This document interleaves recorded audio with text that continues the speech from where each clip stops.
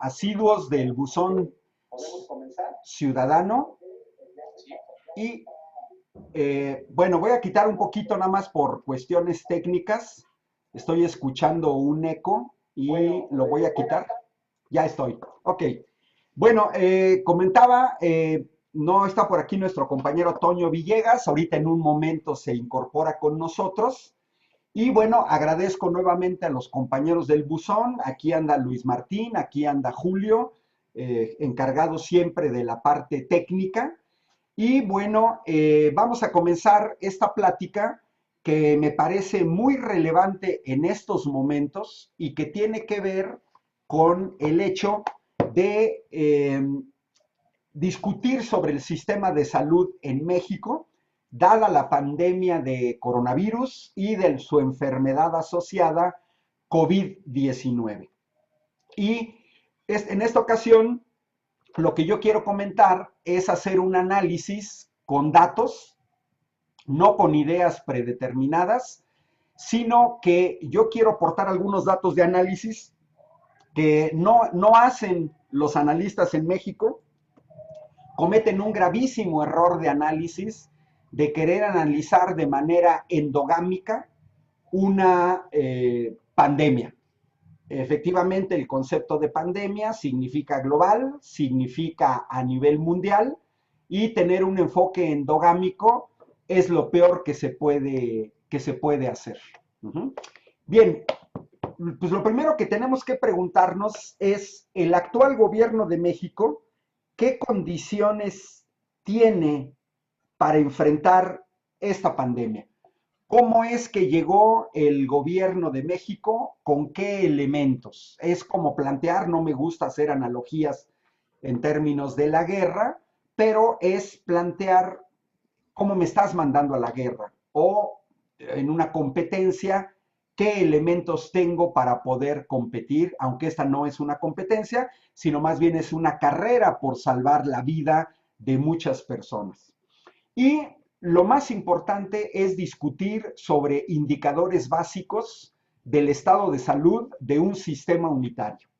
La mayor parte de los datos, pero no es mi única fuente, que voy a proporcionar, son el más reciente análisis sobre cuestiones de salud por parte de la OCDE, que es de 2019, con datos previos a 2019, los más recientes son de 2018, y es muy interesante porque es antes del cambio de gobierno. Y por otro lado, datos de la Organización Mundial de la Salud, que tiene un observatorio global, aunque también voy a utilizar datos del Ministerio de Salud del gobierno de Italia. Bien, primero, ¿cuál es el estado de salud de un estado sanitario? Tener un personal sanitario suficiente, principalmente médicos y enfermeras, pero también se requieren ingenieros biomédicos, personal que se encarga de lavar las sábanas, las batas, personal de administración, etc. Bueno, esto es clave y es muy importante porque aquí tengo dos de los países a los que todo mundo estuvo hablando prácticamente lo que es marzo y abril, que son España e Italia. En la gráfica de la izquierda tenemos el número total de casos confirmados de COVID, lógicamente una función creciente que al paso del tiempo comienza un poco a disminuir, ambos países con más de 200,000 casos, que esto hay que entenderlo porque México ya entró a la fase de tener aproximadamente 60,000 casos. Hay que entender que son países más pequeños que México, pero que llegaron a tener el triple de casos que tenemos en México, por no hablar del 1,5 millones de casos confirmados que tienen los Estados Unidos. Y en el lado de la derecha tenemos el número diario de casos confirmados, en donde podemos observar cómo España incluso superó a Italia con unos 8,000 casos confirmados y en el caso de Italia hasta 6,000. Entre más casos confirmados haya al día, más necesidad de personal sanitario. ¿Y de cuánto estamos hablando? Esta es una gráfica del Ministerio de la Salud del gobierno de Italia. La mancha rosa claro es el aislamiento domiciliario. La marcha un poquito rosa, mancha rosa más oscura, son las personas hospitalizadas. Y la que está más oscuro son las personas en terapia intensiva. Y en la gráfica de la derecha viene uno de esos datos. Son gráficas interactivas como las que pone a disposición el gobierno de México, pero nada más para que se hagan una idea. Más o menos en esta zona, que fue finales de marzo y principios de abril, en Italia llegó a haber varios días al más de 4,000 personas en terapia intensiva. Más de 4,000 y casi 30,000 personas hospitalizadas, todos al mismo tiempo. Tener a 4,000 personas en terapia intensiva significa tener una gran cantidad de médicos especializados, infectólogos, virólogos, médicos internistas, neumólogos, anestesiólogos, etcétera.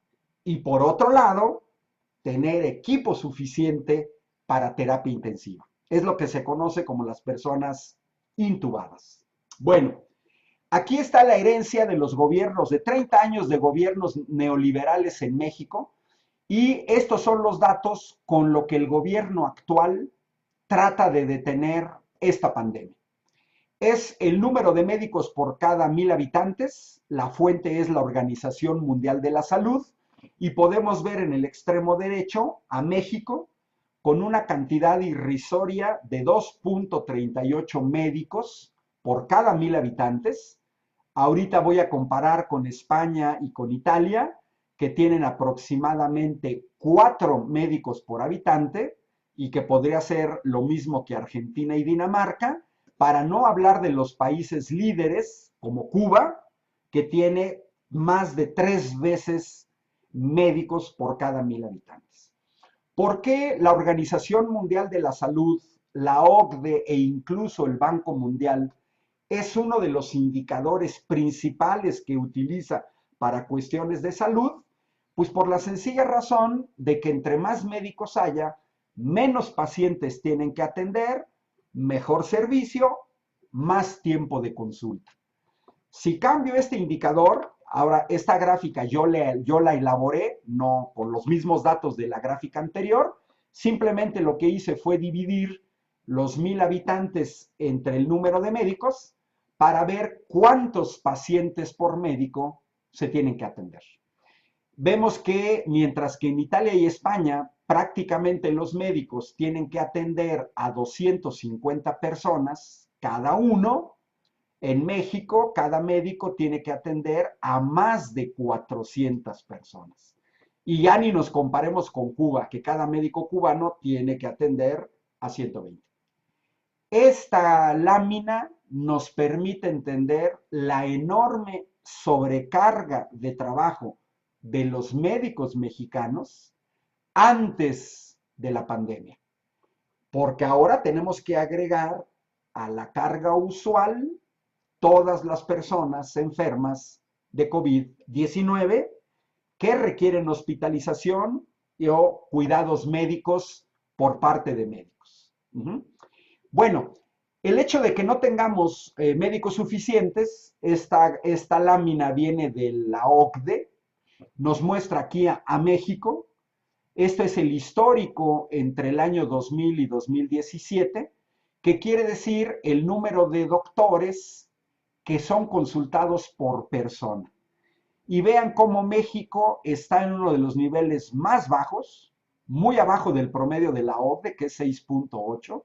México tiene apenas 2,8. Aquí no aparece Cuba, porque no está el país de la OCDE, pero muchos le piden al gobierno de México que haga milagros y nos quieren comparar con Corea. Cuando podemos observar cómo Corea ha pasado de 10 consultas anuales por persona a 16. Tienen los médicos suficientes. En México, prácticamente en más de 2 sexenios, en el año 2000 gobernaba Vicente Fox, el panista Vicente Fox, y vean que prácticamente en la mancha blanca de México, aquí está México, prácticamente no hubo ningún aumento en términos de ofertar consultas, ni en el sexenio de Fox, ni en el sexenio de panista Felipe Calderón, ni en el sexenio de Enrique Peña Nieto. Bueno, estos números nos dicen, no en comparación con los líderes, no, en comparación con España y con Italia, que no son los líderes, tenemos un déficit de 210,000 médicos. Esta es la herencia de los gobiernos neoliberales en México, esta es la herencia del PRIAN, esta es la herencia de Fox, esta es la herencia de Calderón, esta es la herencia de Enrique Peña Nieto. Un déficit de 210,000 médicos que nos hacen falta en el país. Pero no solamente son médicos. Aquí tenemos el caso del personal de enfermería, en este caso por cada 10,000 habitantes, y aquí está México a la cola de los países al último, con 24 enfermeras por cada 10,000 habitantes. Si nos vamos contra el líder que es Bélgica o Noruega, ellos andan alrededor de 180 o 190, que quiere decir casi unas 8 veces que México, pero si me mantengo en la comparación con Italia o con España, pues ellos tienen al menos el doble. Y repito, ni Italia ni España son los líderes. Y cuando uno se compara, nos debemos de comparar con los líderes, no con los que no son líderes. Pero aún así mantengo esa comparación y estamos muy mal también en el número de enfermeros.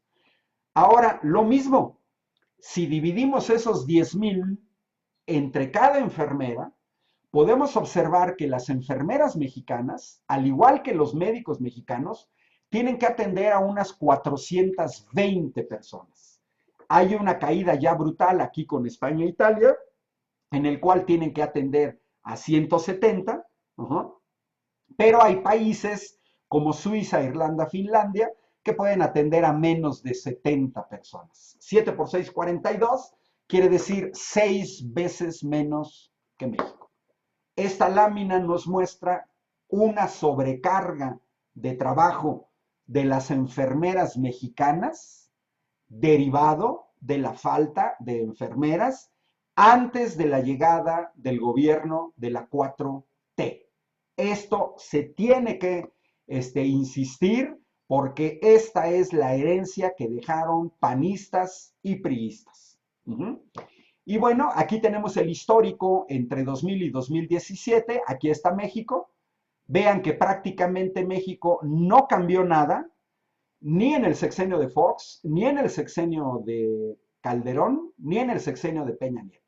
Estos datos y este histórico de que México prácticamente no cambió nada en 3 sexenios, nos muestran que ni a los panistas ni a los priistas les ha interesado la salud del pueblo de México. Hoy son hipócritas o son cínicos de exigir que un sistema sanitario que dejaron en estado desastroso funcione como si fuera el sistema noruego, suizo o coreano. Estos números nos muestran, comparados con España y con Italia, fíjense, no comparados con los líderes, si nos vamos con los líderes, Nueva Zelanda o Japón, nosotros no tendríamos un déficit de 430,000 enfermeras y enfermeros, comparados con Japón, el déficit sería de 800,000 enfermeras. Es decir, México carece de enfermeras y enfermeros suficientes para atender a sus 130 millones de habitantes. Médicos y enfermeras se tendrían que haber formado antes. Por eso señalé que iba a usar otras fuentes. En el estudio de Medscape International Compensation Report del año pasado, 2019, se muestra cuánto se tarda en formar a un médico. Y en el caso de médico de México, para una licenciatura, son 6 años más su residencia, del cual estaríamos prácticamente diciendo que en las facultades en México se requieren 7 años. Pero además vean que en España se requieren 5 años para una especialidad. En Francia, 11 años para una especialidad. En Alemania, 13 años para una especialidad. En el Reino Unido, 12 años. Y en Estados Unidos, de 3 a 10 años. Es decir, tener médicos generales en México, para que no tuviéramos el déficit en 2020, estos médicos generales se tendrían que haber empezado a formar en México hace 7 años, en el 2013, es decir, al inicio del sexenio de Enrique Peña Nieto, pero no los formaron.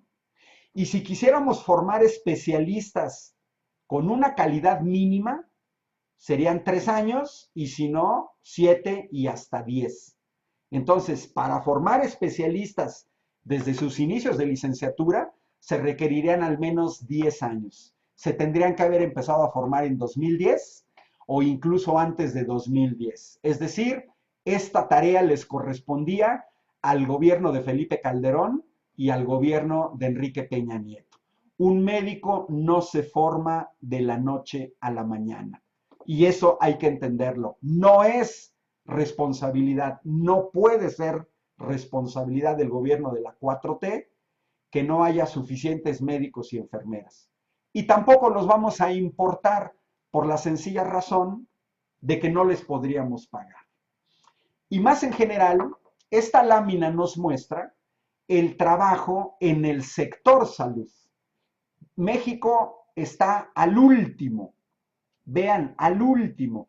México, en este caso, tiene un índice de 3, que si nos comparamos con Noruega, que son los líderes, estaríamos 7 veces abajo. Estamos 3 veces abajo del promedio de la OCDE.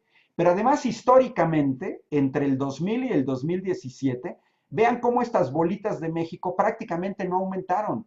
Quiere decir que no solamente médicos y enfermeras, sino que en general en el sector salud, ni panistas ni priistas invirtieron en este sector. Y lo dice la OCDE. Recordemos que los neoliberales siempre han tomado como gurú a los de la OCDE. Quisieron imponer o impusieron una reforma laboral porque se los decía la OCDE, una reforma energética porque se los decía la OCDE, una reforma laboral porque se los decía la OCDE. Bueno, pues sus mismos patrones los están reprobando con datos certeros a los últimos 3 sexenios como mínimo. Otro indicador importante, las camas de hospital. Esta información viene de la Organización Mundial de la Salud. Aquí está México con su triste 1.5 camas, que si nos comparamos con los españoles, tenemos la mitad. Si nos comparamos con los italianos, tenemos menos de la mitad. Si nos comparamos con los líderes, tenemos 4 veces menos que la República Eslovaca o que Bélgica, y tenemos unas 8 veces menos que Corea y que Japón. Exigirle a un gobierno que no tiene camas de hospital que se dé el mismo tratamiento para COVID en Japón y en Corea del Sur es una mera ilusión, porque los panistas y los priistas no dejaron camas de hospital. Camas de hospital es un indicador, no nada más se refiere al objeto físico cama, no, es una metáfora de que debe ser la cama con todo lo que se implementa, el cuarto, medicinas, médico, equipo, etc. No, no es banal, el concepto de cama. Y aquí vemos el histórico, una vez más, revisando los últimos 3 sexenios en México, que son los que corresponden a 2 sexenios del PAN y del PRI, y aquí está el cambio en el número de camas de hospital en México, que prácticamente no aumentó, sino que al contrario, hasta disminuyó. No somos el único país. Voy a terminar con un video italiano, donde vean que también en Italia vino una disminución y en Finlandia. El hecho implica que en los últimos 3 sexenios tampoco se invirtió en camas de hospital y estamos muy abajo, pero muy abajo del promedio de la OCDE, pero sobre todo si nos comparamos con Corea, Corea pasaron de tener 4 camas de hospital por cada 1000 habitantes a 12. Es decir, en el mismo periodo de 2 sexenios panistas y priistas, los Corea del Sur aumentó en 3 veces su disponibilidad de camas, mientras que en México disminuyó. Nuestro déficit en comparación con España y con Italia, no con los líderes, es de 250,000 camas. Cuarto indicador, los hospitales. Aquí tenemos al médico general, José Narro, que le ponen doctor no porque sea doctor, sino porque es médico, cirujano, porque no tiene doctorado, a diferencia del doctor Hugo López Gatell, en el cual esta nota de Forbes, ¿no?, libres de toda sospecha, no es Regeneración del periódico de Morena, sino Forbes, en el que dice que el gobierno federal heredó 430 hospitales abandonados, no concluidos o no equipados. Y no se concluyeron o no se equiparon porque tenían vicios de origen en su construcción, que quiere decir construcción chafa, sin seguir las normas adecuadas, o habían sido establecidos en lugares inadecuados, lo que significa también dinero tirado a la basura. Hoy el señor Narro sale a la palestra pública a pontificar sobre pruebas y cosas así, cuando el señor Narro, si tuviera un poquito de vergüenza, porque fue secretario de salud del corrupto gobierno de Enrique Peña Nieto, nos debería explicar qué fue lo que hizo en ese sexenio con los más de 400 hospitales abandonados. Era un clásico de los gobiernos priistas que después los panistas, que siguieron a sus maestros priistas y hasta los superaron, era un clásico desde Carlos Salinas de Gortari, dizque inaugurar un hospital, entre comillas, equiparlo, tomarse la foto, un video, y después de hacer el show, retirarse, retirar el equipo, a veces incluso el mismo día, y se quedaba el hospital abandonado. Más de 400 hospitales abandonados. Frase que ya se convirtió famosa. Ahí está una fotografía de un típico hospital abandonado. Y ahora cada vez que veamos hospitales abandonados, nos tendríamos que acordar del doctor Narro, uno de los principales culpables de este despilfarro. Y como dicen mis estudiantes del Tecnológico de Querétaro y de la Universidad Autónoma de Querétaro, se tenía que decir y se dijo. Corrupción en la construcción de hospitales, por lo tanto, hospitales insuficientes, por lo tanto, es inútil que critiquen que se tenga que adaptar, por ejemplo, el Autódromo Hermanos Rodríguez, pues cómo no se va a adaptar si no hay hospitales suficientes. Así de sencillo, porque se robaron el dinero, lo más probable. Esta lámina que también viene de la OCDE nos da la parte histórica de cuántos días en promedio se puede estar en un hospital. Y otra vez México a la cola. A la cola. Miren, menos de 4 días de hospitalización en 3 sexenios. El promedio de la OCDE es más del doble. Así de mal estamos en México. Y países como Corea, que nos quieren comparar, es que Corea hace muchas pruebas. Pues claro, en Corea no gobernaron panistas y priistas, pero si hubieran gobernado panistas y priistas Corea ni tendría médicos, ni enfermeras, ni hospitales, ni tampoco podría hacer pruebas. Porque mientras en México se puede estar 4 días en el hospital, actualmente en Corea son 18 días. Estamos diciendo prácticamente 5 veces más, además de que en 3 sexenios aumentaron 3 días más. Pero no solamente estamos mal con Corea, con Japón, con España, con Italia. Esta información que viene del Banco Mundial de la Organización Mundial de la Salud y de la OCDE, es una comparación con países de América Latina. Vean el número de camas de hospital por cada 1000 habitantes. Aquí está México en rojo. Todos los que están a la derecha nos superan. Nos supera Barbados, Argentina, Dominicana, Uruguay, Saint Kitts, Brasil y por supuesto Cuba. Y en el eje vertical, doctores y enfermeras por cada 10,000, México chafa, muy abajo, y por encima de nosotros está Panamá, Chile, Brasil, Uruguay, Bahamas, Surinam, Granada, Antigua, Argentina, Barbados y una vez más, Cuba. Es decir, los panistas y priistas dejaron un estado desastroso en el sistema de salud, no solamente comparado con los países europeos, sino también con países de América Latina. Y esto es simplemente el resultado de una baja inversión en el sector salud. En la gráfica de la derecha tenemos el gasto en salud como porcentaje del PIB. Aquí está México, por debajo del promedio de la OCDE. Apenas México anda arribita del 4%, cuando si nos comparamos con Francia o Alemania, andan casi 3 veces más, por no compararnos con Estados Unidos. Y la gráfica de la izquierda es el gasto por persona, es decir, dividiendo la cantidad invertida entre el número de personas. Y aquí está México, a la cola, 11, por debajo del promedio de la OCDE y muy por debajo de los líderes. Bueno, pero también al no tener dinero, pues una baja inversión en medicinas, una vez más México a la cola.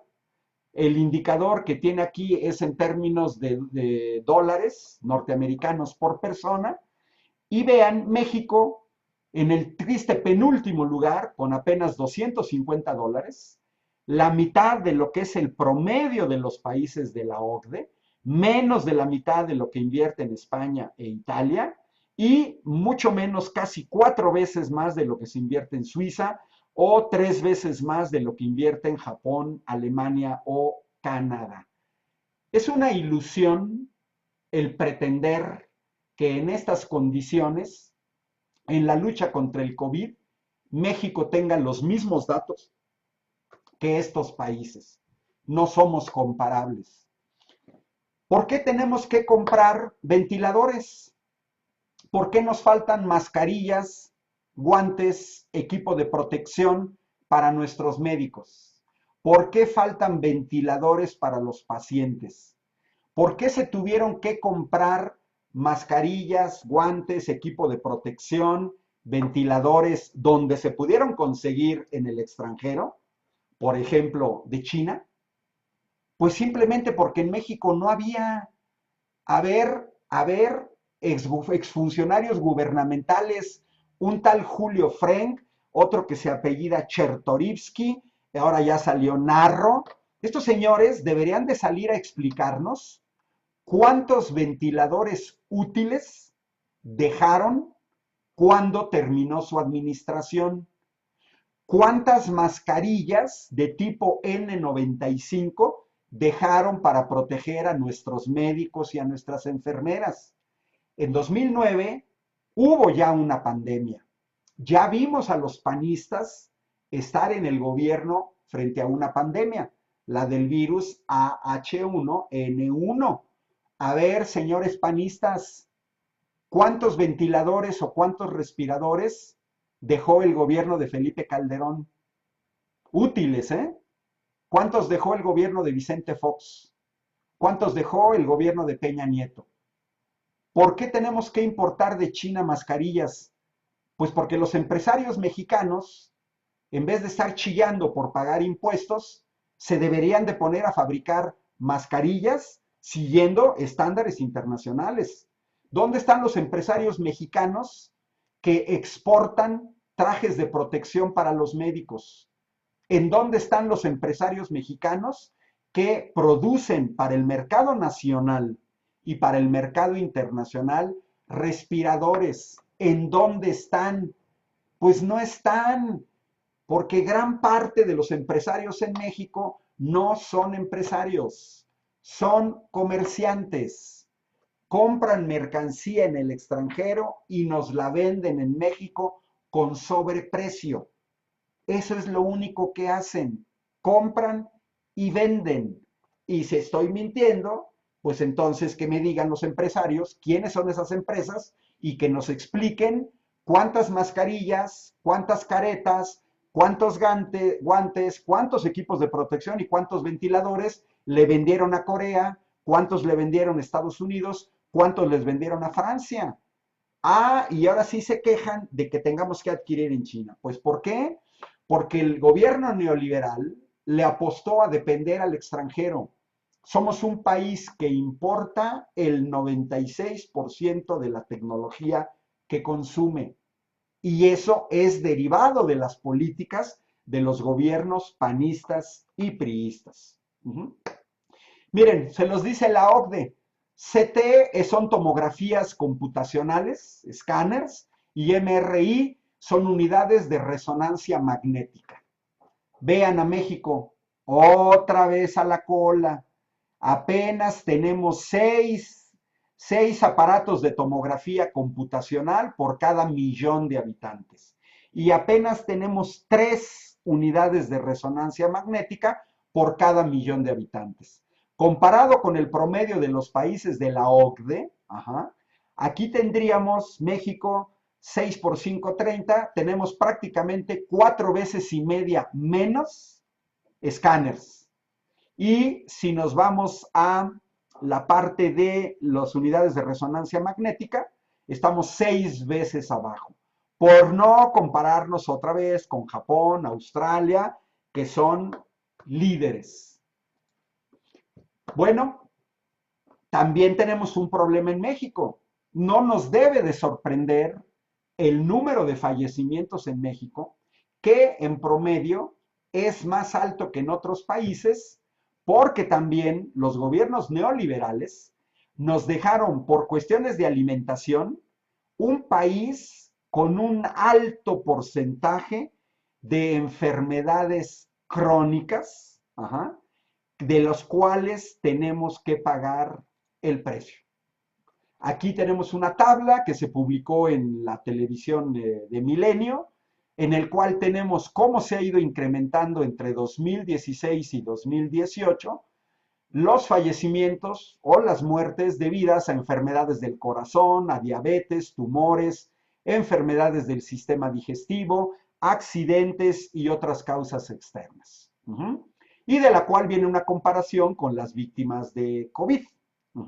Somos una población más vulnerable, pero también es el resultado de los empresarios patito que insisten en dar a la población mexicana alimentos chatarra en vez de alimentos de alta calidad. Y se oponen, por ejemplo, no a que se prohíba la venta de sus productos, no, que simplemente haya una etiqueta en el que se diga que tiene un alto contenido de sodio, que tiene un alto contenido de sal, que tiene un alto contenido de azúcar, así como se ha hecho con el tabaco, pero se oponen y parte de la responsabilidad la paga el pueblo de México.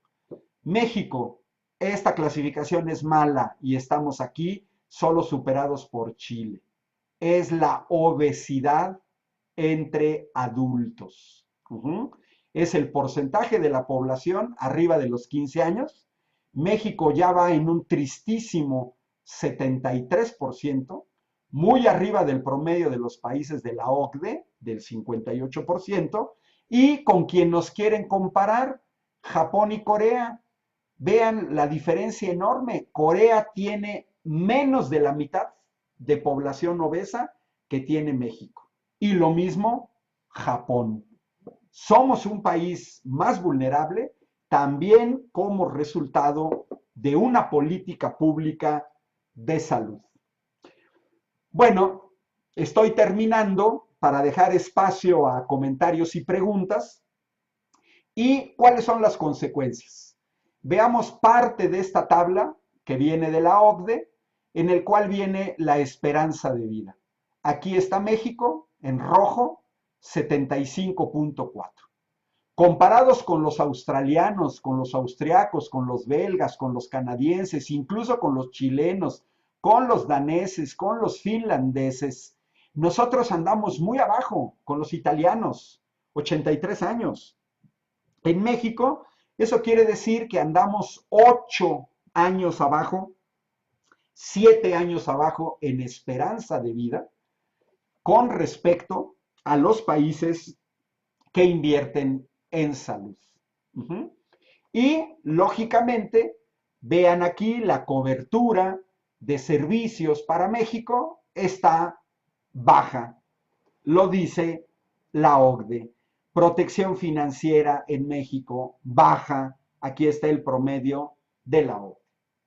Más consecuencias, pues tenemos una alta tasa de mortalidad, aquí está México, que es la mortalidad de causas que se pueden prevenir. Y vean, en México fallecen más de 200 personas por cada 100,000 por enfermedades que se pueden prevenir. Estamos casi al doble del promedio de la OCDE. Pero si nos comparamos con los españoles o con los japoneses, México anda casi 3 veces arriba. Es decir, es 3 veces más probable morir en México por una causa que se puede prevenir que hacerlo en Israel, en Suiza o en Japón. Pero también tenemos una alta tasa de mortalidad, 155 personas por cada 100,000, por enfermedades que se pueden curar. No por enfermedades incurables, no por COVID-19, que no tenemos vacuna, que no hay tratamiento, no, por enfermedades curables. En México, 155, más del doble del promedio de la OCDE y casi 4 veces más que Suiza, Islandia, Noruega, otra vez Corea, Francia, Australia, 3 veces menos. En México tenemos 3 veces más la posibilidad de fallecer por enfermedades curables.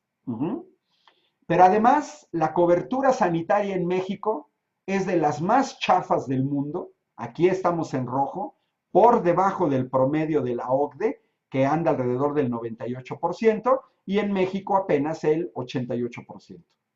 Lo que tenemos aquí es también, vean a México, último lugar de la OCDE en cobertura, último lugar por debajo de Costa Rica, Estados Unidos, Portugal. Cuando hay países como Australia, Canadá, la República Checa, Dinamarca, Finlandia, Irlanda, Italia, Corea, que tienen una cobertura al 100%. En cambio, en México no es así. Y en esta falta de cobertura podemos también observar que vienen todos los servicios. Aquí está México, muy bajo, a la mitad. Aquí está México en cuidados hospitalarios, muy bajo. Aquí también están cuidados médicos por fuera del hospital, bajísimo. Atención dental, apenas un 7% y entrega de medicinas gratuitas. México no era así. Si están siguiendo esta conferencia jóvenes, México no era así. Yo me recuerdo como estudiante de la secundaria que fui operado en un hospital del ISSSTE y que me entregaban mis medicinas de manera gratuita. Mi mamá era contribuyente del ISSSTE, a ella también la operaron. No era así, no era así. Esto es el resultado de estos gobiernos. Y bueno, voy a cerrar con esta lámina. En este contexto no le podemos pedir peras al olmo. Es verdaderamente heroico y loable lo que está haciendo el equipo de salud encabezado por el doctor Hugo López-Gatell, que además debo de decir, en ese cargo, su superior es el doctor Jorge Alcocer, una verdadera eminencia médica que de vez en cuando ha acompañado al presidente en las mañaneras pero que también ha acompañado al doctor Hugo López-Gatell, pero también a nuestro personal de salud, médicos, enfermeras y personal auxiliar del Seguro Social, del ISSSTE, de los hospitales generales y al mismo gobierno de México. Repito, no es lo mismo enfrentar una pandemia con el sistema sanitario alemán, coreano, italiano, español, japonés, que enfrentar la pandemia con el desastre que dejaron gobiernos panistas y priistas. Y los resultados hablan por sí solos. Ahorita les voy a compartir los datos que todo mundo puede tener acceso. En este caso, no es que estemos viendo ahorita el buzón ciudadano, sino que me tengo que cambiar nada más a otra pestaña, porque aquí nada más déjenme hacer un poquito más bajita la ventana. Aquí está, miren, los datos más actualizados sobre los casos de COVID los tenemos con datos de varias fuentes, principalmente de la Universidad Johns Hopkins en los Estados Unidos. Hoy, al día de hoy, el 21 de mayo a las 5:55, un poco más de 5 millones de casos en el mundo, con más de 300,000 muertos y con 2 millones de recuperados. Bueno, si nos vamos a la clasificación país por país y nos vamos a uno de los principales indicadores, que es, por ejemplo, los fallecimientos por cada millón de personas, si aquí nos vamos abajo, quitemos a países que son una excepción como San Marino, pero si nos vamos a países como Bélgica, con un buen sistema sanitario, ya han fallecido 793 personas por cada millón. En España, con un magnífico sistema sanitario, casi 600. En Italia, más de 500. En el Reino Unido, más de 500. En Francia, más de 400. En Suecia, casi 400. En Holanda, más de 300. En los Estados Unidos, casi 300, que van a llegar ya a los 100,000 fallecimientos los norteamericanos, los suizos arriba de 200, los canadienses arriba de 163, los alemanes casi 100, al igual que los daneses, los brasileños también con 90, los austriacos con 70. Estoy bajando y aquí está México. México, al nivel de Noruega, más o menos anda en 47 fallecimientos por cada millón de habitantes, poquitito arriba del promedio de la OCDE. Y con resultados mucho mejores de lo que hasta el momento han logrado otros países con mejores condiciones. Esto lo tenemos que valorar los mexicanos en vez de andar buscando peras al olmo y sobre todo con estos analistas chafas que pareciera ser que en estos 3 sexenios vivieron en Marte. Yo quisiera que un mexicano se atreviera a decir públicamente que el sistema de salud que heredó Enrique Peña Nieto era óptimo, que el sistema de salud que heredó Felipe Calderón era óptimo, porque tuvieron dinero, mucho dinero.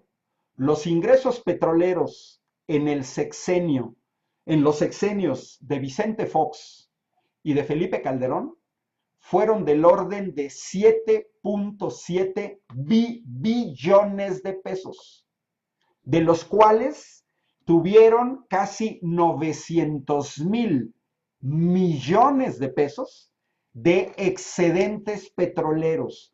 900,000 millones. 900,000 millones de pesos de excedentes petroleros. Un hospital cuesta 1,000 millones de pesos. Tenerlo en mantenimiento, pagarles a médicos, contratar enfermeras, equipo, etcétera, cuesta otros 1,000 millones. Quiere decir que yo en un año me gasto 1,000 millones y construyo un hospital bueno, de buen nivel, y después me cuesta 1,000 millones. Por lo tanto, con 1,000 millones al año se puede construir un hospital. Pues estos señores, solo de excedentes petroleros, habrían podido construir 900 hospitales. 900 hospitales significa, mexicanos y mexicanas, 30 hospitales adicionales en cada estado de la República, que lógicamente, pues en Querétaro, yo estoy desde Querétaro, o en Tlaxcala, o en Morelos, o en Aguascalientes, o en Colima, pues lógicamente no necesitamos 30 hospitales hiperequipados, quizás más el Valle de México, ¿sí? Por la cantidad de habitantes. Bueno, y ahora sí quiero terminar con este video que me parece muy interesante. Es un video de una huelga de un minuto de huelga, es en italiano, me lo mandó un amigo mío, jefe del departamento de anestesia de una de las ciudades italianas más golpeadas por el COVID, y sciopero significa huelga por la salud pública. No es hablado, sino simplemente son cartulinas que los médicos pusieron en un minuto de huelga en cuando estaba la masacre en Italia, cuando estaban llegando a casi a 1,000 muertos diarios todos los días, ¿sí? Y como dicen aquí los médicos italianos, antes tenían un servicio sanitario nacional. En Italia también les cayó el chahuizcle, y el chahuizcle son los neoliberales que llegaron a transformar un sistema sanitario nacional en una bola de sistemas que además compiten entre ellos. Al igual que en España, no había, como en México, una serie de instituciones traslapadas y repitiendo funciones, sino que era un sistema magnífico. Por ejemplo, les cambiaron la constitución. Al igual que en México, la salud era un bien universal, y lo que hicieron fue cambiar a empresas con lógicas de mercado y lógicas de lucro. Lo que intentaron panistas y priistas en los últimos sexenios, y yo incluyo desde Miguel de la Madrid, incluyendo a Salinas de Gortari y Ernesto Zedillo. Por ejemplo, esta es la denuncia. Yo les acabo de presentar cuántas camas tienen en Italia. 230,000, muchas más que en México en términos proporcionales. Sí, pero en los años 80 tenían más del doble, 530,000. Es decir, los neoliberales han causado destrozos en todo el mundo. Son los responsables de la muerte de esta pandemia. Les quitaron el acceso universal al sistema sanitario, y hoy Italia, con una población de 60 millones, tiene 14 millones de personas que no tienen acceso a la sanidad pública, cuando antes todos tenían acceso a esta sanidad pública. Pero como dice aquí, recortaron camas, personal, recursos, servicios territoriales, y usando siempre eufemismos, le llamaron racionalización, lo que en realidad fue una masacre social. Son médicos que esta fase de este brote de COVID ya cobró la vida de más de 20,000 personas, y en el cual ya les comenté, más de 4,000 personas en terapia intensiva, y que todavía tienen a personas en terapia intensiva. Y aquí se quejan de la hipocresía de estos políticos que ahora dicen gracias, cuando en realidad quitaron recursos a la sanidad pública. De adrede estoy presentando este video italiano. Solo en los últimos 9 años perdieron 70,000 camas de hospital, cerraron 360 secciones hospitalarias y se invirtieron 37,000 millones de euros menos. 37,000 millones de euros, son casi 800,000 millones de pesos, ¿eh? Casi todo lo de los excedentes petroleros de Fox y de Felipe Calderón. Uh-huh. Está terminando la huelga, porque nada más es un minuto, y este mensaje me encanta. Los médicos italianos dicen, basta de austeridad. Queremos más gasto social, menos gasto militar. La salud no es una mercancía. Somos personas. Se atiende a personas. Un minuto de huelga, trabajadores de la salud en lucha.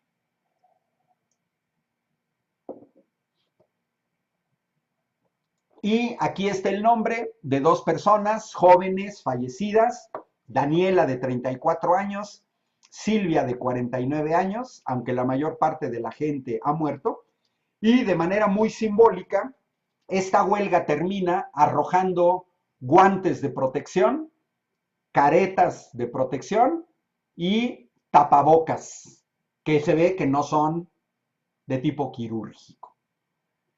No nada más es México.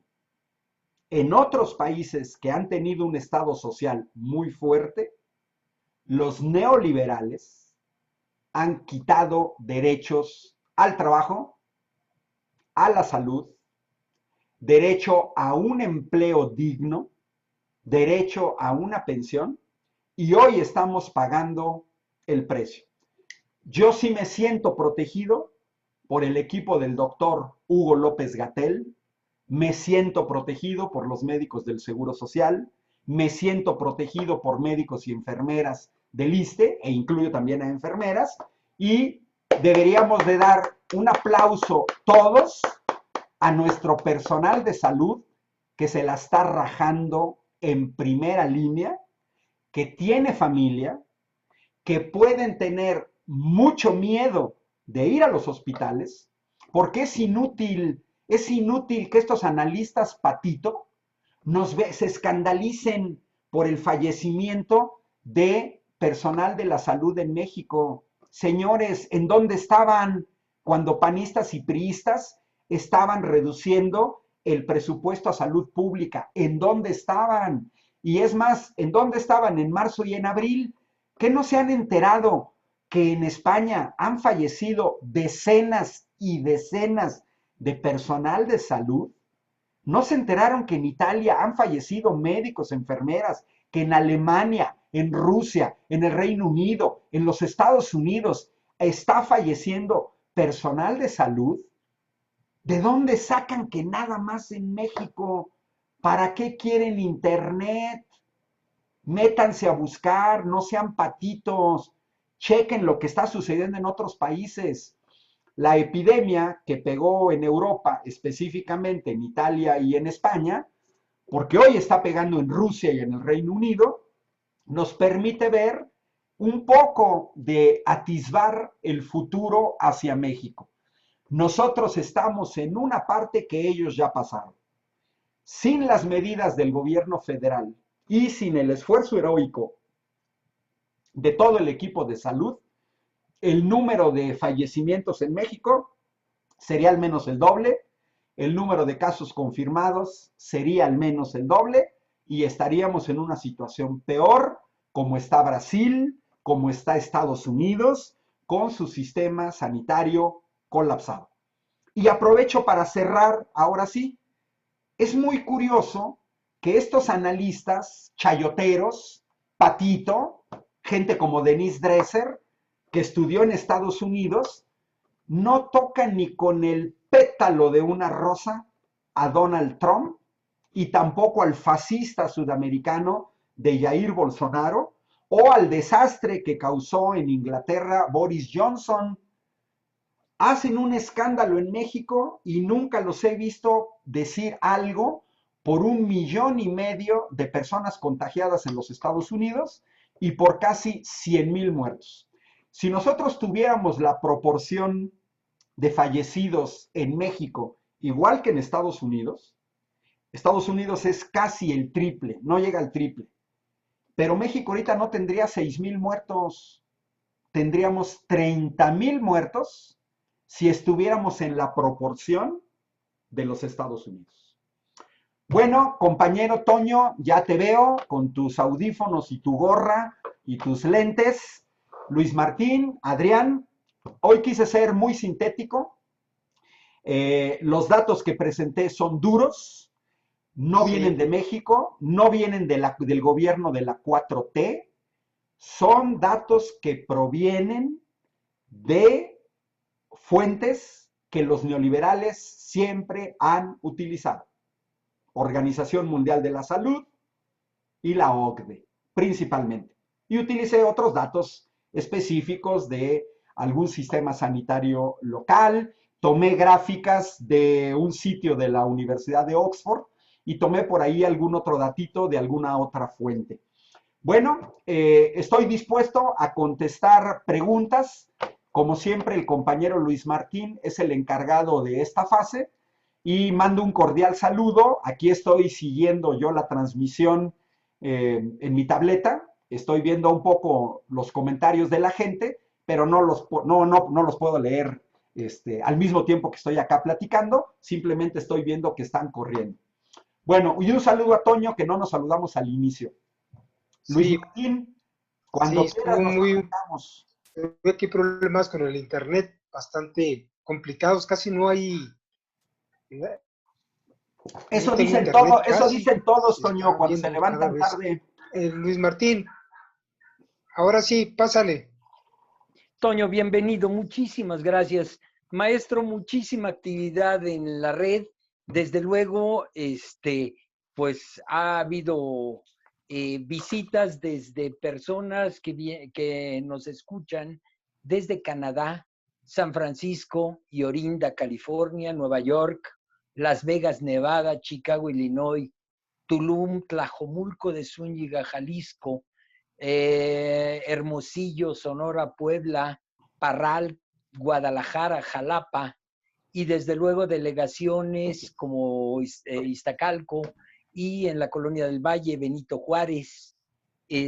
Una amable escucha nos apoya Laura García con un superchat. Procedo a leer algunos de los comentarios. Elia Ramírez, bendiciones, ingeniero Ángel Valderas, chulada de mexicano. Raquel Josefina Verdín López, soy personal de salud y no hay duda de nuestra decadencia en nuestro sector, por lo que me genera impotencia ante la postura de los políticos corruptos que no se han tentado el corazón al lastimarnos. Oli Pérez, los médicos no están formados para enfrentar pandemias, se están teniendo que capacitar sobre la marcha y supongo que aquí hay riesgos además de la falta de equipo. Elia Ramírez, en el hospital donde trabajan mis hijas, al principio no estaba la Guardia Nacional, se estaban agandallando el material médico para atender el COVID. Dejo estos comentarios, maestro, y todavía hay muchas preguntas. Ok, miren, creo que sí me gusta y entiendo a la compañera del sector salud, pues porque yo aquí en Querétaro tengo contactos con compañeros del sector salud, entiendo la impotencia, tenemos que tener un poquito de paciencia. Creo que finalmente en este país estamos viendo la luz al final del túnel. Por ejemplo, la recuperación del control del sector energético, petróleo y energía eléctrica, le debe de proporcionar a este país más dinero para invertir más en educación y en salud. Yo les recuerdo que Pemex, antes de Peña Nieto, cuando panistas y priistas imponen su porquería de reforma energética, Pemex estaba aportando más de una tercera parte del presupuesto federal. Destruyeron a Pemex. Y es cierto, se está tratando de luchar con un gran aparato de corrupción, enquistado también en el sector salud. Hemos visto incluso a compañías farmacéuticas que hacen negocio con la muerte. Son sopilotes, son buitres, es gente necrofílica, como dice el doctor Edgar Carrascosa en el noticiero en redes, que no lo conozco, pero si por ahí llega a ver esto, le mando un saludo, no me pierdo la conferencia del doctor Gatell todos los días por el noticiero en redes, y lógicamente también a Jacobo en DKB por el esfuerzo que se hace, pero sí se tiene que combatir además a la corrupción. Y la última cosa, es un virus nuevo. Por eso digo que es una falla garrafal de los analistas de Televisa, Televisión Azteca, El Universal, Milenio, Denise Dresser y hasta gran parte de los invitados que van ahora con Carmen Aristegui, como un señor Gabriel que sale por ahí, que salen a decir una bola de tonterías, como el hecho de que, ay, ¿por qué México se está comparando con Suecia? A ver, no sé ni cómo se llama ese señor, creo que nada más alcancé a ver que se llama Gabriel, ¿no? Pues son patito, totalmente patito. Claro que en una pandemia tenemos que estarnos comparando con Corea, con Rusia, con China, con Brasil, con Guatemala, porque es un virus nuevo. Estas personas no han entendido que no hay vacuna y que no hay tratamiento y que por lo tanto personas de riesgo tienen una mayor probabilidad de fallecer. Las medidas de la sana distancia no se las inventó Andrés Manuel López Obrador de la nada. No fue el doctor Jorge Alcocer que de la chistera sacó estas medidas. No fue el doctor Hugo López-Gatell que se levantó un día en la mañana y dijo vamos a inventarnos su sana distancia. No, eso ya lo habíamos visto. México se movió muy a tiempo. México empezó a moverse a finales de diciembre, principios de enero, de tal manera que cuando nos llega el virus, ya no teníamos clases en México, en las escuelas de todos los niveles y, por supuesto, el enorme esfuerzo del equipo de salud, porque es un virus nuevo y eso mucha gente no termina de entenderlo. Es nuevo, no se conoce. Efectivamente, médicos, enfermeras, la gente que está trabajando en la vacuna, están haciendo un esfuerzo enorme porque no se acaba todavía de detectar. Lo que sí que yo agregaría como tercera característica es la alta tasa de contagios. Por eso es que en la mayor parte del mundo se ha estado haciendo un enorme esfuerzo por hacer lo que se pueda hacer con el poco conocimiento que se tiene. Esa es la cuestión. Tan es así que, por ejemplo, en el caso de Italia, con todo y su sistema sanitario, tuvieron que recibir ayuda de médicos rusos y de médicos cubanos, porque no se daban abasto.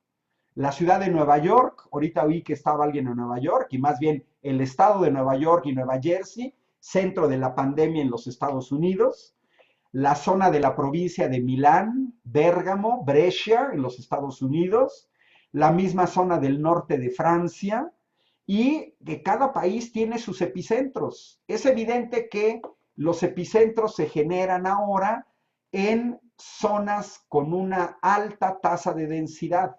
Por eso el Valle de México, por eso la Ciudad de México.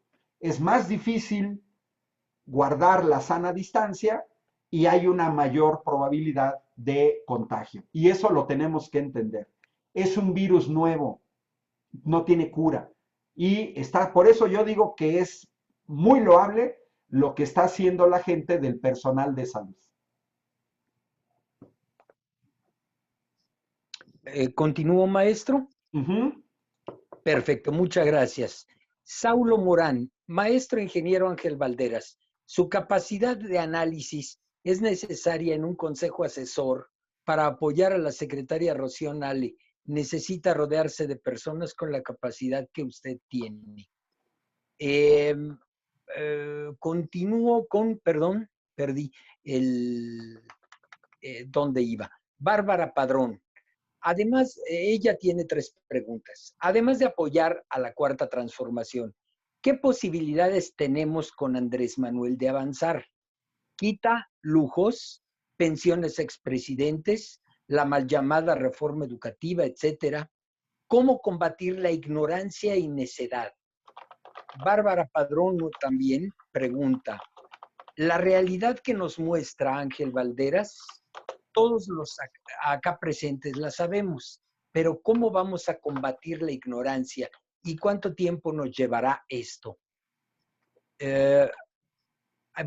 Al neoliberalismo le tomó 30 años saquear y potenciar la ignorancia, pariente cercana de la necedad. Ahora, ¿cuánto tiempo nos llevará a recuperarlo? Francisco Javier Montero Lozano, al analista que expone, se le pasó definir, describir el significado de la palabra endogamia.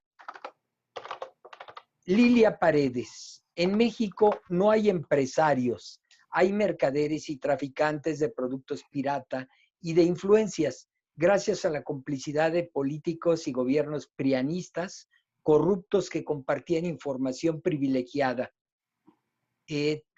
Supongo que privilegiada con empresarios. Tere Picasso, hay que hacer un intenso programa de educación preventiva de salud. Esto es como pregunta. Dos personas, el Cuervo Sagrado de Plata. ¿Qué opinan? ¿Duplicar el precio de bebidas y azucaradas, alcohol, fritangas, comida rápida? Ya lo he hecho otros sexenios, pero no tan alto impuesto. Primus Tech, ¿cuánto cuesta la obesidad en México y cuánto debería cobrarse de impuestos para compensar? Lo dejo ahí, maestro. Ok, mira, yo les recomiendo mucho a todos que veamos un poco, les voy a compartir un poco la pantalla de mi navegador. Hay un video que a mí me parece muy interesante de Russia Today. Es este video que fue publicado el 22 de abril. Yo lo recomiendo mucho, dura 40 minutos, no es un video corto. Este video lo pueden encontrar en internet, si le ponen, miren, yo le puse RT, Médicos Rusos Entrevista COVID. Es este periodista de Russia Today que visita, dura casi 50 minutos, pero a mí me parece magnífico, magnífico. Imágenes de la lucha de los médicos contra el COVID-19 en Moscú, documental de RT. ¿Sí? Lo dejo un poco aquí para que si alguien quiere tomar los datos mientras voy contestando. Cuando yo vi este documental, me impactó. Yo no soy médico, tengo amigos médicos y me han comentado, tanto en México como pues tengo exalumnos en Alemania, en Francia, en España. Hay hijos de amigos míos que trabajan como médicos en España, en Alemania. Y además, bueno, yo tengo contacto con médicos italianos que son amigos míos. Y este documental a mí me parece muy bueno. Russia Today, documental, imágenes de lucha de los médicos contra el COVID. Nos permite entender el verdadero esfuerzo, la protección que tienen que hacer los médicos, jornadas extenuantes de 12 horas, que fue lo que afortunadamente la política del gobierno de México y del doctor Hugo López-Gatell lograron detener. Un colapso en el cual los médicos tenían que trabajar 14 horas. Repito, tuvieron que llevar médicos cubanos y rusos. Muchos médicos rusos se contagiaron de COVID en Italia por mostrar solidaridad con el pueblo italiano. Y los que no somos médicos o que no estamos en el sector salud, tendríamos que ver estas escenas de terapia intensiva para poder entender el enorme esfuerzo. Ayer me tocó ver un documental de una enfermera norteamericana que comenzó a grabarse ella misma, a hacer videos a partir de que se contagia de COVID-19 hasta que fallece desgraciadamente. Es un video conmovedor de una enfermera que fallece por salvar la vida a los demás y va grabando cada día sus condiciones de cómo va empeorando, falta la respiración, etcétera. Hasta el último video que presentan, ya no puede hablar, está intubada, se ve que de alguna manera ella todavía filma con su celular el ventilador, etcétera, y desgraciadamente fallece. Eso hay que entenderlo. A quien preguntó de la cuestión endogámica, miren, se refiere a esto. Si yo quiero analizar yo no puedo analizar una situación en México solamente pensando en Querétaro. Eso es algo endogámico y yo no voy a entender un fenómeno ni en Quintana Roo ni en Baja California. No, una persona que nada más quiere, que nunca ha salido de Querétaro, pues no puede entender de por qué en el mapa de México de contagios aparecen estados que además del Valle de México es Quintana Roo, que es un gran centro turístico internacional, y recordemos que el virus nos cayó de fuera, que los primeros contagiados en México venían de Estados Unidos, venían de Italia y venían de España. Ellos nos trajeron los virus. Mexicanos, ¿eh? No extranjeros. Mexicanos que habían estado en el extranjero. Pero también se puede entender Baja California si vemos que ahí tienen Tijuana, el paso a San Diego, a Los Ángeles, Mexicali. Pues es evidente que ahí se va a tener más posibilidad de contagio. Un enfoque endogámico es solamente pensar en un pequeño círculo y no pensar en lo que está haciendo. Un enfoque endogámico totalmente equivocado es querer analizar la variación de la pandemia solamente pensando en México. Porque a mí me da, no sé, entre risa, preocupación, ahora voy a las cuestiones económicas, de las medidas de las empresas en crisis, etcétera, cuando eso que estamos viendo en México ya se discutió hace 2 meses en otros países, hace 2 meses ya se estaba discutiendo. Estos periodistas parece ser que descubren el agua tibia. Yo no sé en estos 2 meses qué hicieron o por qué no estuvieron monitoreando en países donde ya tenían una alta tasa de contagios cada día, porque pues esto lo tenemos que ver. Tenemos que ver qué están haciendo otros países y no se puede afrontar una pandemia pensando solamente desde México. Ya señalé el caso de los ventiladores. La gente cree que comprar un ventilador para terapia intensiva es que me salgo y me voy a un Oxxo y compro 2 ventiladores, o me voy a Home Depot o a una tlapalería aquí del barrio. Pues no, claro que no.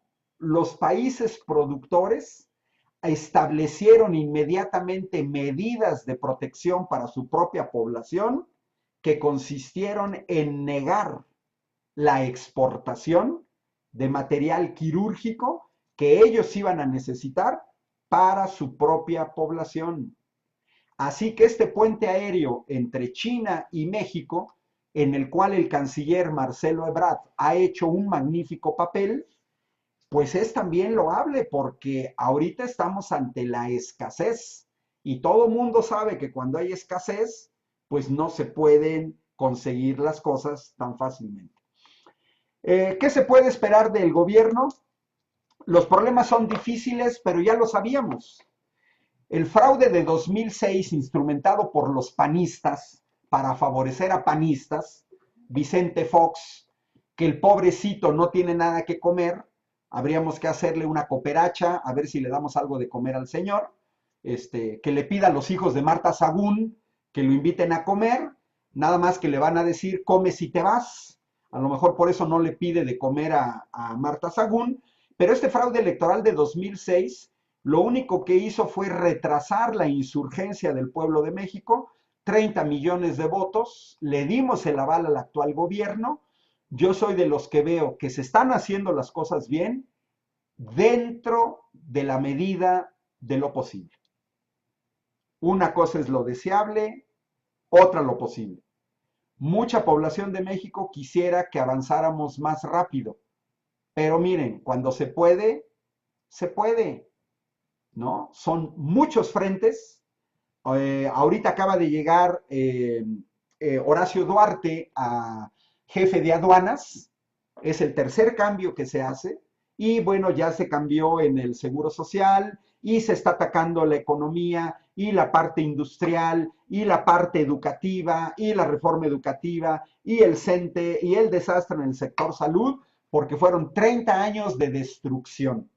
Hay que ser optimistas, hay que colaborar y yo sí creo sinceramente, no que nos va a ir mejor, ya nos está yendo mejor. Y miren, por primera vez en 30 años, el precio de la gasolina ha bajado, no ha aumentado, y en México era un clásico, sube el precio internacional del petróleo, nos subían la gasolina, que porque había subido el petróleo, a pesar de que nosotros tenemos petróleo, ¿eh? Ah, pero bajaba el precio del petróleo y con ese argumento nos subían el precio de la gasolina. Eso ya se acabó, ya se acabó.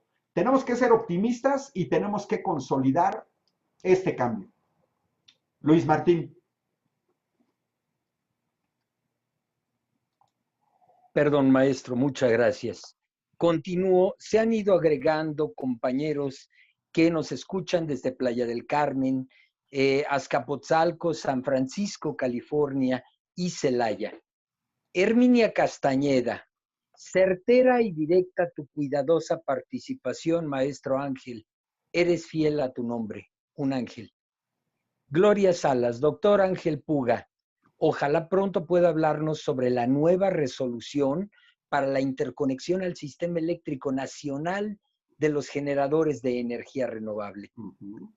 Aurora Miranda, ¿y los ventiladores que se le perdieron al gobernador de Oaxaca aparecieron?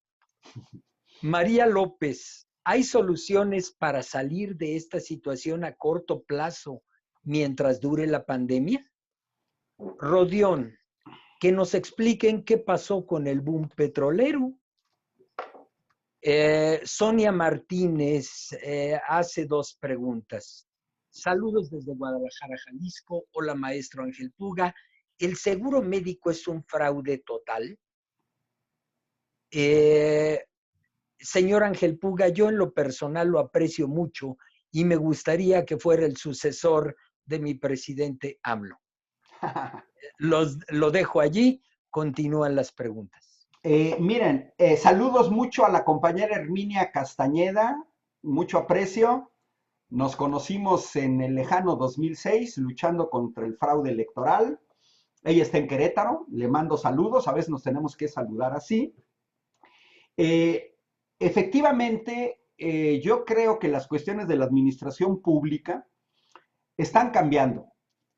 Basta ver algunas de las mañaneras y esta frase famosa del presidente, que no soy un empresario, que prácticamente lo que está diciendo, yo no tengo por qué recibir órdenes de pequeños grupos de interés, porque como acaba de señalar una persona, se robaban hasta los ventiladores. Es hasta probable que después estos ventiladores fueran revendidos, así como lo hacían con las medicinas. Y desgraciadamente lo tenemos que aceptar. Es muy probable que personal que trabaja en el sector de salud de todos los niveles, desde el nivel más bajo hasta directores de hospitales, estén involucrados en robo hormiga.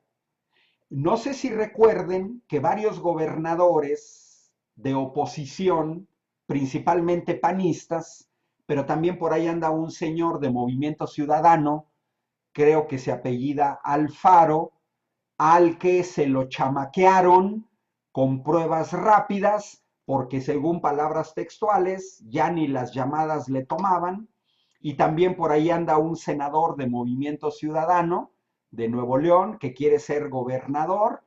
Toda esta gente empezaron a decir, ay, es que no llegan, es que los materiales, etcétera, etcétera. Y yo recuerdo que en una de las conferencias de la tarde del doctor Hugo López-Gatell, él señaló, pues aquí están lo que se ha entregado y se tiene marcado a quién se le entregaron, ¿sí? Es más, el mismo hecho de que la Guardia Nacional haya tenido que ir a ciertas instalaciones médicas se derivaba precisamente, creo que éticamente es lo peor. Hay muchas cosas que pueden ser peores, ¿eh? Pero yo creo que lo peor que se puede hacer es que en una pandemia, yo me robe medicinas, me robe caretas, me robe mascarillas para revenderlas, ¿eh? Es lucrar con la muerte. Debería estar penalizado. ¿Cómo vamos a salir? Todo el mundo va a salir debilitado. Miren, otra vez el enfoque endogámico. La señora Denise Dresser, que la tomo como metáfora, Loret de Mola, López Dóriga, son patitos, a la torre, patitos, no estudian, no se preparan. Yo no sé cuánto dinero ganan, deben de tener equipos de información y yo no sé por qué no se van a ver las previsiones de la OCDE, las previsiones del gobierno alemán, de la Comunidad Europea, de los Estados Unidos, de Canadá. Todos los países vamos a salir un desastre en términos de crecimiento económico. Quieren hacer un escándalo porque las previsiones para México van de un 6% negativo a un 9%. Pues es lo mismo que se está diciendo en Europa y es lo mismo que se está diciendo en países que tienen mayor independencia económica de México. Los panistas y los priistas nos dejaron 11 billones de pesos de deuda. 11 billones. Nos dejaron en situación de debilidad. Pero tenemos que observar una cosa. Lo que ha dicho el presidente. ¿Y de qué le sirvió a México haber crecido, por ejemplo, a un 4% o a un 2%? Si la riqueza no se distribuía, se quedaba arriba. Las cuentas que nos dan los gobiernos panistas son de 45 millones de pobres a 60 millones de pobres. A ver, ¿de qué sirvió ese crecimiento económico? De nada, absolutamente de nada. Pero no va a ser nada más exclusivo de México, ¿eh? El mismo tiempo de ir un poquito regresando a una nueva normalidad, tiene que ver también con la parte económica. Tenemos una alta tasa de población con trabajos informales, tenemos muchos mexicanos inmigrantes en los Estados Unidos que no están con una residencia legal y bueno, pues efectivamente es una población que la tiene más difícil. Es un dilema muy complicado que todo el mundo lo tiene, entre la cuestión de la economía y la cuestión de la salud. Todo mundo lo tiene, no nada más México. Y es evidente que todos los líderes pues van a tomar determinaciones, unas en un sentido, otras en otro sentido. Unos van a privilegiar más la economía, como el fascista de Jair Bolsonaro en Brasil, o como el mismo Donald Trump, y otros van a privilegiar más la salud, independientemente del daño económico, aunque yo lo que observo es que la inmensa mayoría de los países está buscando un equilibrio entre una cosa y otra. Este equilibrio, quien tenga interés en revisar, yo les sugiero, está muy bien explicado a nivel didáctico. Les comparto este análisis y además también no es endogámico. Este análisis se los recomiendo mucho. Es muy cortito, miren, 5 minutos. Es un periodista de la BBC de Londres, está en español, es BBC News Mundo. Le llaman la doble curva. Basta que ustedes le pongan la doble curva. Miren, yo lo encontré ahorita en videos, simplemente escribiendo en mi navegador BBC COVID-19, porque ya lo había visto, este documental. Bueno, no es documental, es un comentario en donde viene aquí la cuestión de la curva epidemiológica, sin medidas de confinamiento, la amarilla, con medidas de confinamiento, y el desastre que hubiera sido. Critican enormemente al doctor Hugo López-Gatell porque presenta estas curvas que son exactamente del mismo tipo que las que presenta la BBC de Londres. Todo este dilema que vemos aquí, lo pensó Pedro Sánchez en España, Conte en Italia, Angela Merkel en Alemania, Boris Johnson en el Reino Unido, todo mundo. Aplanar la curva, para los que todavía no entienden, que hay que explicárselos como 40 veces, pero para todos los que todavía no entienden, aplanar una curva no significa detener ni contagios ni muertes, ni contagios ni muertes. Esta gráfica verde está aplanada con respecto a la gráfica anaranjada. Pero si yo me pongo aquí, en esta zona, yo la veo creciente. Pues sí, pero este crecimiento es menor que este que está aquí. Y la curva sí está aplanada. El gran problema es que hay gente muy ignorante y de mala leche. Ahorita le adelanté al video porque tiene que ver con la pregunta que me hicieron. ¿Cómo vamos a salir? Vean aquí la curva económica. Y lo planteó el doctor Hugo López-Gatell en la conferencia probablemente de antier. Miren, sin medidas de confinamiento hubiera colapsado el sistema sanitario mexicano. Colapsado. Habríamos tenido una enorme cantidad de contagios, una enorme cantidad de fallecimientos en un tiempo muy breve y después la curva iba a disminuir. Pero vean la curva abajo, que es la curva económica. En esta curva económica habría habido menos restricciones para seguir trabajando, etc. Aplanar la curva, zona verde, azul, azul, verde, no significa ni detener fallecimientos, ni detener contagios. Significa que contagios y fallecimientos avanzan más lentamente.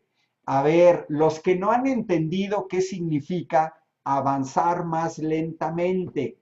En México hacen un escándalo. 300 fallecimientos al día. ¡Ey, señores! Vean al norte, los Estados Unidos desde el 2 de abril prácticamente tiene 2 meses en el que están falleciendo más de mil personas diarias. Y ha tenido ya semanas donde han fallecido más de 2,000 personas diarias. 7 veces más que lo que ha pasado en México. Y bueno, aplanar la curva tiene un precio económico que lo vemos aquí. Entonces, ¿qué sucede? Pues que en este dificilísimo equilibrio, pues se salvan vidas, pero económicamente nos va a costar más trabajo salir. Suecia y el Reino Unido le apostaron por la inmunidad de rebaño, por un enfoque más parecido a esto, y lo mismo Donald Trump, y el Reino Unido pagó el precio de la decisión de Boris Johnson, convirtiéndose en el segundo país al mundo con más fallecidos. Y Suecia, que es un país pequeño, tiene una tasa mucho mayor que México en fallecidos. Y los Estados Unidos, no se diga. Espero con eso, yo les recomiendo la doble curva del coronavirus y el falso dilema entre salvar vidas o la economía. Lo encuentran en YouTube, 5 minutos muy bien explicado. Yo creo que ese es el tipo de cosas que tenemos que ver. Me parece que el periodista se llama Daniel Pardo y explica, sí, Daniel Pardo se llama, y explica muy bien este dilema entre economía. No se puede tener todo en la vida, señores, no se pueden salvar vidas y al mismo tiempo empleos, no se puede, no se puede. Se tiene que buscar un equilibrio y yo creo que el gobierno de México lo ha hecho bastante bien en comparación a otros países y con las limitaciones que mostré al principio. Maestro, continúo. Siguen agregándose personas que nos escuchan desde Tucson, Arizona, Chihuahua, Aguascalientes y el estado de Morelos. Abseriano 26 pregunta, ¿pero en qué sector del gobierno no había o hay corrupción, señor Valderas Puga? El Cuervo Sagrado de Plata, ¿qué energía renovable es la más barata y menos contaminante? Patria Juárez, ya pasamos, bueno, ella afirma, ya pasamos la pandemia de la influencia. ¿Cómo que no está preparado el personal médico? No entiendo. Liliana Yáñez, también como dice Ángel, se debe entender que al ser un virus nuevo, no distingue entre salud pública y privada. Hay gente sorprendida ante la incapacidad de privados para hacer frente a la pandemia. Nuevamente, el Cuervo Sagrado de Plata, ¿qué tan bueno sería hacer juicios a exgobiernos por desfalcos en salud? Y gobiernos incluye directores de hospitales, secretarios, diputados, dependencias, etcétera. Juan Polaina Rock and Roll. Ángel, maestro Ángel, por favor, si puede, échele un ojo a la información del doctor Shiva Ayudari. Es un científico y biólogo, lo encuentra en YouTube. Buenas vibras, gracias. Y Ana Maldonado, que le comenta que la solución para el coronavirus es la homeopatía. La homeopatía elabora una vacuna con tu propia sangre para crear anticuerpos contra el virus. Y es cuanto, maestro, de preguntas. Bueno, si te parece, vamos cerrando para ver la magnífica conferencia diaria del doctor Hugo López-Gatell. Miren, sí, efectivamente, el cambio en México pasa por detener la corrupción. ¿Es fácil? No, no es fácil detener la corrupción. Es bastante complicado, como lo estamos viendo en México, porque era un sistema en el cual el gran corrupto de arriba, permitía la mini corrupción del de abajo para después decir, pues todos estamos corrompidos y entonces todos somos corruptos y por lo tanto, pues entonces nosotros lo que tenemos es que todos somos corruptos y por lo tanto ya nadie paga el precio, ¿no? ¿Tenemos que luchar contra eso? Sí. ¿Tenemos que poner nuestro granito de arena? Sí. ¿Tenemos un gobierno que está luchando contra la corrupción? Claro que sí. Hay que recordar que tenemos a un presidente que detuvo el alto precio que nos costaba el robo de Huachicol y en el que muy probablemente estaban involucrados, así como la persona que habló con respecto al sector salud, también es muy probable que hayan estado involucrados altos funcionarios de Pemex y yo creo que sí es muy importante que les muestre les comparta ahorita esta diapositiva, porque creo que sí muestra esta cuestión del cambio. Mucha gente pareciera ser que el cambio no lo ve porque quizás quisiera un cambio mucho más rápido, pero miren, este es el robo de combustible, datos oficiales de Pemex de este año, 2029, en donde viene el volumen de robo de combustible en millones de barriles diarios, y vean las gráficas, 2018, ¿no? Acá, antes en los sexenios anteriores, y cuánto nos costaba. Miren, aquí están claros resultados del combate a la corrupción. A los mexicanos nos costaba, aquí ya en términos de millones de pesos, 36,000 millones de pesos en 2018, 24,000 millones en 2017, 15,000 millones, 12,000 millones en 2016, 11,000 en 2015, 17,000. Bueno, lo que se robaron de combustible entre 2014 y 2018, pues son más de 100,000 millones de pesos sin incluir impuestos. Y fíjense, esta cifra equivale al 78% del total de los vencimientos de la deuda del año 2019. Es difícil detener la corrupción sí es difícil. ¿Lo tenemos que intentar? Claro que lo tenemos que intentar. Si no lo intentamos, nunca lo vamos a detener. Con respecto a la preparación del personal médico, tenemos que pensar que no cualquiera puede estar en las zonas de terapia intensiva con el COVID. Por ejemplo, en México tenemos también médicos que tienen comorbilidades. Ellos no pueden estar en la primera línea en los hospitales del COVID porque es poner en riesgo su salud. Ahora, cada médico que fallece y que tardamos 10 años en formar a un médico, pero que además súmenle la primaria, la secundaria. Es que hay que tomar en cuenta que formar un médico, como formar un ingeniero, como formar un abogado, pero más un médico, pues son 6 años de primaria, 3 años de secundaria, 3 años de bachillerato, ya son 12 años, a los cuales hay que aumentar 7 años de medicina, son 19 años, eso lo tenemos que entender.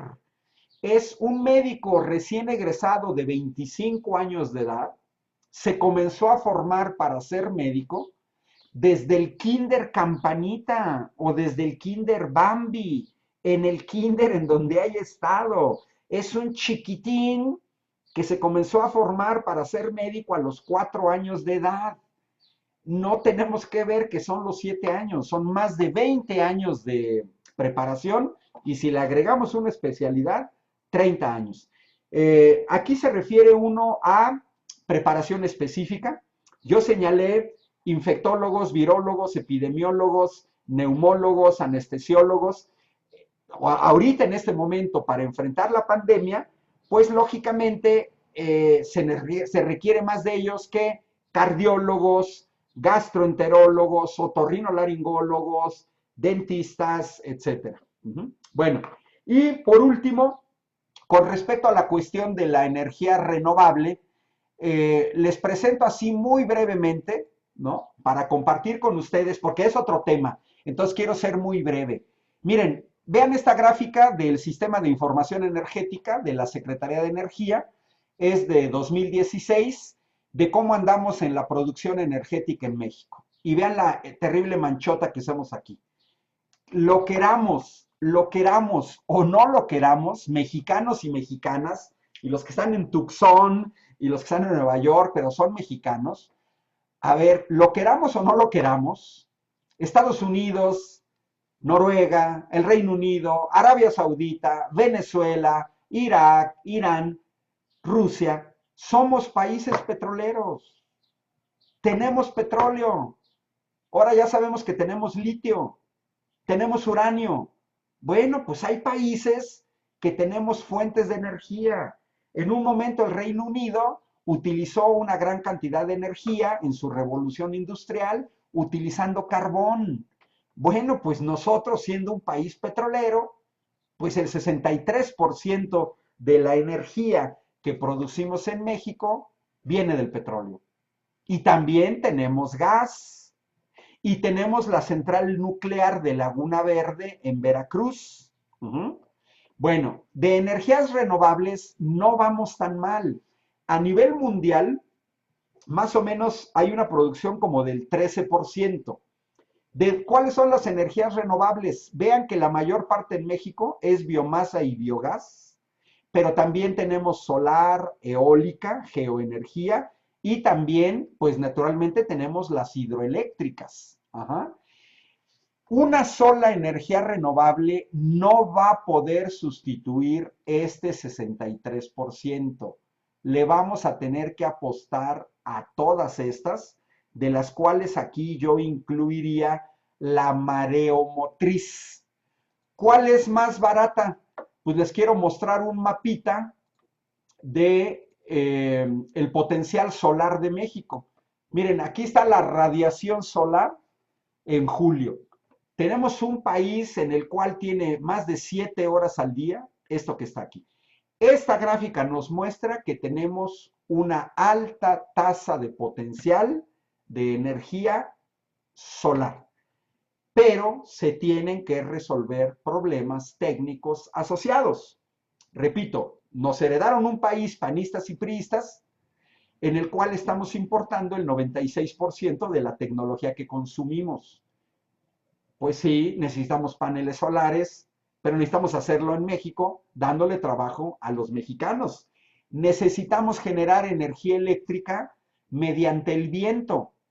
Lo que acaba de hacer ahorita el CENACE, Centro Nacional del Control Energético o de la Energía, lo que hizo simplemente fue un acuerdo en el cual el gobierno mexicano mete a competir a CFE en igualdad de condiciones que los privados, a los que de manera indebida y con privilegios se les habían dado concesiones.